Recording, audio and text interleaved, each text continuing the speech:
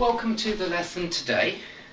I want to talk about two more tenses, a very difficult tense, present perfect. You have learned already 2 times about past simple, but today I want to look at past simple and present perfect. Past simple, you remember, positive, I went, negative, I didn't go, and question, did you go? Well, present perfect, positive, I have been, I have gone, I have lived. This is the third form here. Third form, been, gone, done, had, lived.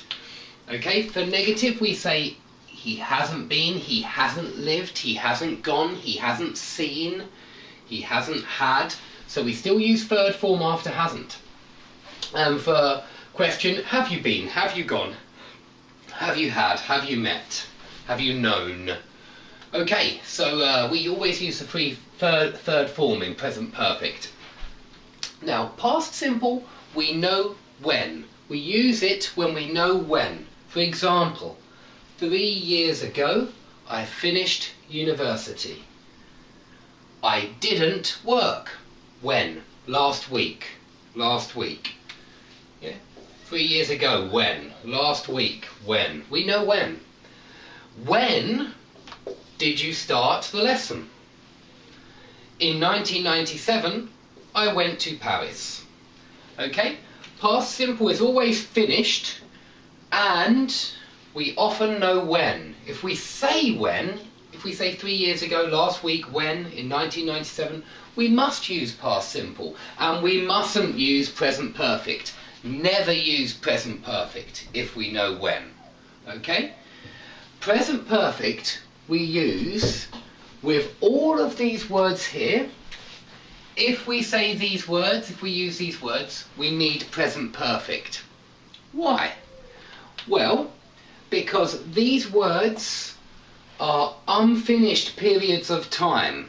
If these words are unfinished periods of time, then it's present perfect. Present perfect is for an unfinished period of time. Okay, if we know how long, we need present perfect if it's unfinished. Okay, for example, I have known him. How long have you known him? I have known him for 3 years. So there's our signal for 3 years. How long? I have known him for 3 years. You still know him now. This is unfinished. You still know him, but you have known him for 3 years. Okay, how long have you lived in Moscow? I've lived. Okay, this is a shortened version of I have lived, but we make it shorter and we say I've lived. It's still present perfect, but it's just shorter. We take the HA away from I have lived. I've lived in Moscow since 2006. 2006. Okay, she has worked here all her life. She has is shortened, but here's the present perfect, but she has worked, third form, here all her life. Her life is unfinished. It's not the end of her life yet, so it's an unfinished period of time. Also with just, we need this tense. They have just arrived. Just, if something has just happened, we think it's almost unfinished. And so we use present perfect for things which have just happened. They have just arrived. All of that is present perfect. It's got our signal word. And he hasn't phoned me yet. He hasn't phoned yet. Yet indicates not finished. It means I'm still waiting for him to phone. He hasn't phoned yet. So we need yet at the end of the sentence for present perfect also. So it's always about unfinished periods of time. It's always used for when you're talking about all your life. Now, I want you to notice that means we use this tense a lot, very often. For example, if you want to ask your friend, maybe you're starting a conversation, and you say, have you Have you read? Have you ever read? You can say ever here, and you'll see this is where we use ever. Have you ever read War and Peace?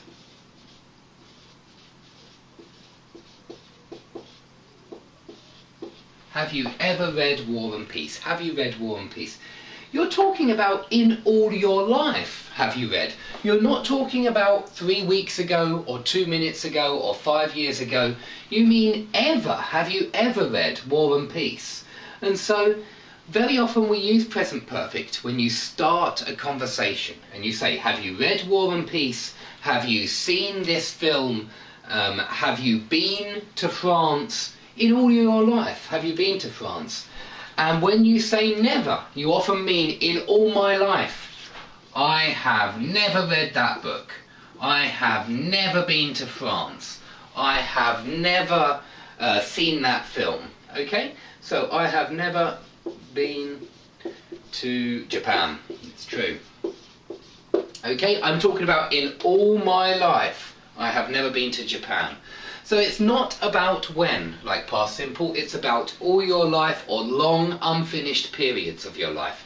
It's about a long moment, well not moment, a long period in your life which continues until now. It's unfinished period which continues to now. Okay, if you have any questions, please ask under the video, and please subscribe if you like this lesson. Thank you for watching. Please subscribe if you've enjoyed this lesson and would like to receive more over the next few weeks. Here are some videos on phrasal verbs, auxiliary verbs, tenses, and verb forms as well, like gerunds and 2+ infinitive. Please watch them and try the quizzes below the videos, and I hope that you improve.